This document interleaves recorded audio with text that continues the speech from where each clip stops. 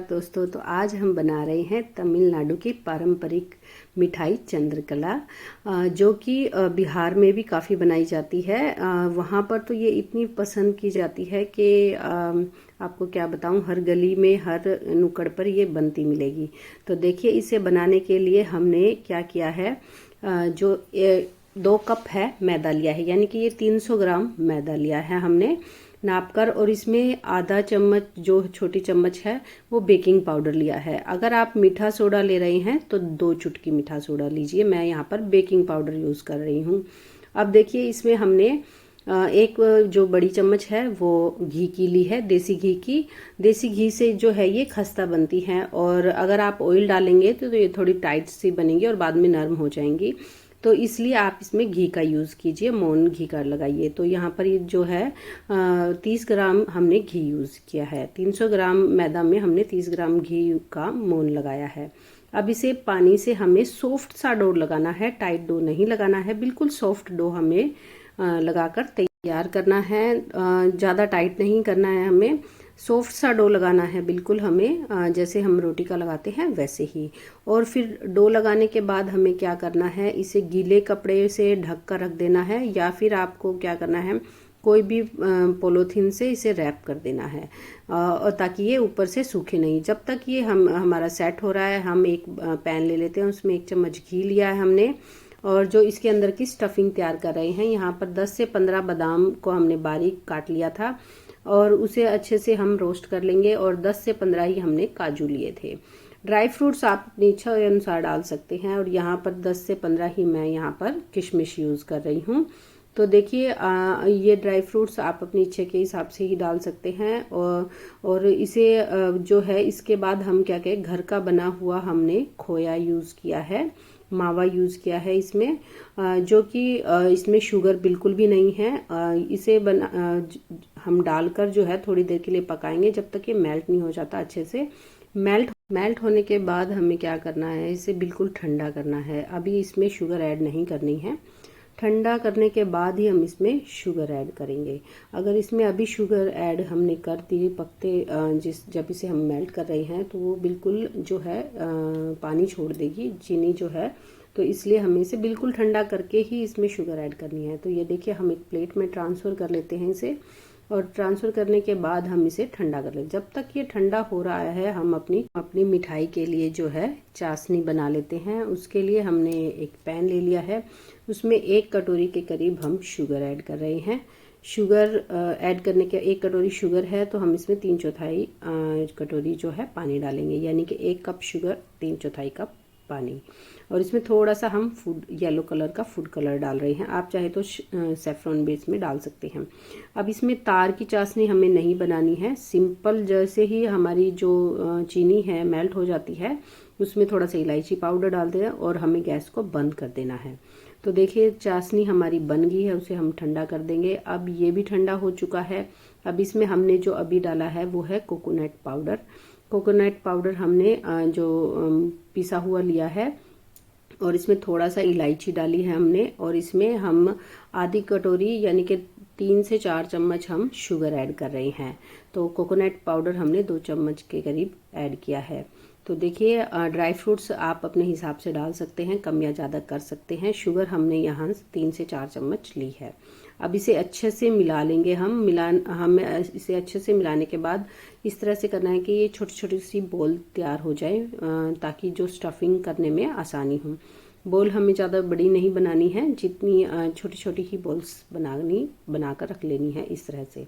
तो देखिए, अब ये स्टफिंग भी हमारी तैयार हो गई है। अब हम क्या करते हैं, चाशनी भी हमारी बन चुकी है।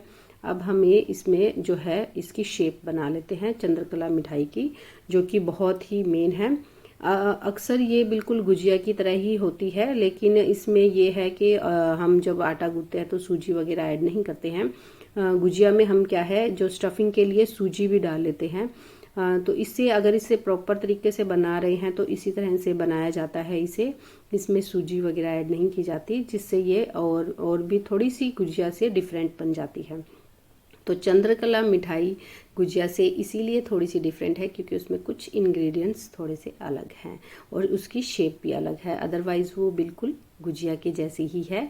तो देखिए अब इस तरह से हमें जो हमने आटा लिया था उसे इस तरह से टैप टैप करके थोड़ा सा लोई बना लेनी है, छोटी सी रोटी बना लेनी है। हमें यहाँ बेलन का यूज़ नहीं करना है, हाथ से ही दबाकर ये छोटी सी रोटी बनानी है हमें। तो इस तरह से बनाकर हमें 2 रोटी बनानी है छोटी छोटी सी, उसके बीच में हम स्टफिंग करेंगे। तो देखिए ये दिखने में तो सुंदर लगती है, टेम्पटिंग लगती है, ये बनाने में उतनी ही ट्रिकी है। तो हमें ये दिखती आसान है लेकिन जब हम इसे बनाते हैं तो वो जो शेप देने का होता है वो थोड़ा सा ट्रिकी है। वो मैं अब आपको बताती हूँ कैसे बनाते हैं। तो इस तरह से 2 रोटी हमने बना ली है छोटी छोटी।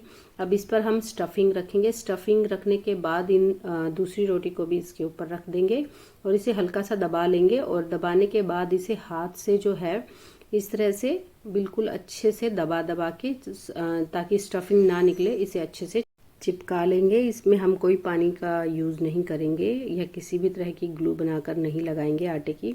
इसे इसी तरह से चिपका लेंगे क्योंकि मैदा में ऑलरेडी ग्लूटेन होता है तो वो अच्छे से चिपक जाएगा। और अब इसे देखिए हम इस तरह से फोल्ड करेंगे। ये देखिए कितनी आसानी से फोल्ड दिख रहा है लेकिन ये थोड़ा सा ट्रिकी है। हम इसे दबाते जाएंगे, फिर फोल्ड करेंगे, फिर थोड़ा सा दबाएंगे, फिर फोल्ड करेंगे, फिर थोड़ा सा दबा के फिर फोल्ड करेंगे। तो इस तरह से करते ही ये सारा प्रोसेस हो जाएगा और इसको हल्का सा दबा देंगे। तो देखिए ये इस तरह से हमारी शेप ले लेगी। दूसरी भी हमें इसी तरह से करना है, सेम प्रोसेस है। 2 छोटी छोटी रोटियां बनानी है, उस पर हमें स्टफिंग रखनी है, उन्हें दबाना है अच्छे से और फिर एक साइड से दबाकर फोल्ड, फिर एक साइड से दबा फोल्ड करते हुए इसे अच्छी सी जो है शेप दे लेनी है। तो देखिए ये मिठाई बनाने में एक बार अगर आप बना लेते हैं तो इसे ये दिखने में सुंदर लगती है तो आपका मन करेगा कि बार बार बनाएं। अब फेस्टिवल आ रहे हैं और फेस्टिवल में इससे अच्छी मिठाई और क्या होगी। तो आप इस फेस्टिवल ये ज़रूर ट्राई करना, ये बहुत ही ईजी है लेकिन शेप अगर आप एक बार बना लेंगे तो ये आपको और भी आसान लगेगी। तो देखिए इस ट्रिक से अगर आप बनाएंगे तो ये कितनी सुंदर दिख रही हैं। और अगर घर पर मेहमान आए हैं तो आप ये खूब ढेर सारी बनाकर रख सकते हैं और स्टोर कर सकते हैं इनसे। तो अब देखिए हमने ऑयल को गर्म कर लिया है और इसे इस तरह से हमें जो ये ध्यान रखना है, ऑयल जब जैसे ही हम ऑयल हमारा बिल्कुल लो फ्लेम पर होना चाहिए, गरम बिल्कुल नहीं होना चाहिए ज़्यादा, बिल्कुल लो फ्लेम पर।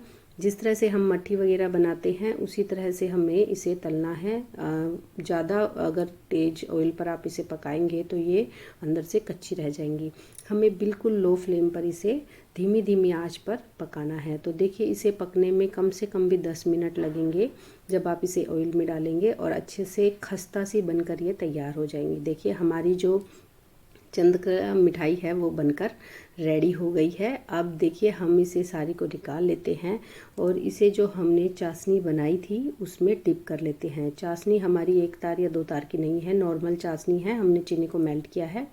अब इसमें जो है हम जितनी हमारी इसमें डिप होंगी एक साथ हम उसको डिप करके इसे निकाल लेंगे। तो देखिए इस तरह से हमने इसमें डिप कर लिया है अच्छे से। इसको ये जब चाशनी में डिप हो जाए तब हम इसे प्लेट में निकाल कर सर्व कर लेंगे। तो देखिए दिवाली फेस्टिवल पर ये मिठाई ज़रूर ट्राई कीजिएगा। ये चंद्रकला मिठाई आपको बहुत ही टेस्टी लगेगी और ये खाने में भी बहुत ही स्वादिष्ट होती है। तो इस फेस्टिवल आप ये रेसिपी ज़रूर ट्राई कीजिए और मुझे कमेंट बॉक्स पे ज़रूर बताइएगा कि आपको कैसी लगी। तो देखिए मैं इसे सर्व करके टेस्ट करने जा रही हूँ क्योंकि ये दिखने में बहुत ही टेस्टी लग रही है। आप भी बनाइए और खाइए और मेरे चैनल को प्लीज़ सब्सक्राइब ज़रूर कीजिएगा। तो देखिए हमारी चंद्रकला मिठाई बनकर बिल्कुल अच्छे से रेडी हो गई है और दिखने में भी कितनी सुंदर लग रही है। तो देखिए अब मैं इस पर थोड़ा सा चांदी का वर्क लगा रही हूँ। आप चाहे तो किसी भी चीज़ की इस पर गार्निशिंग कर सकते हैं। ये खाने में बहुत ही टेस्टी होती है। तो देखिए हमारी चंद्रकला मिठाई बनकर तैयार है। आप भी बनाइए और खाइए।